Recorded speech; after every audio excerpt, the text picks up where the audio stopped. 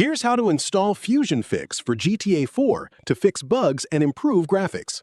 Go to the official download link, scroll down and select Download GTA 4 FusionFix.zip. Wait for the download to finish. Right-click the downloaded file and select Show Folder to find it in your downloads. Right-click the zip file and select Extract All. Untick the box if shown and click Extract. Open the newly extracted folder, select all the files inside, right-click and copy them. Now go to your GTA 4 game files. If you own it on Steam, right-click GTA 4 in your library, select Properties, then Installed Files, then Browse to open the game folder directly. Open the GTA 4 subfolder, right-click in the blank space and select Paste to add all the FusionFix files directly into your game directory. Launch GTA 4 and FusionFix will now be active, giving you improved graphics, bug fixes, and quality-of-life gameplay tweaks.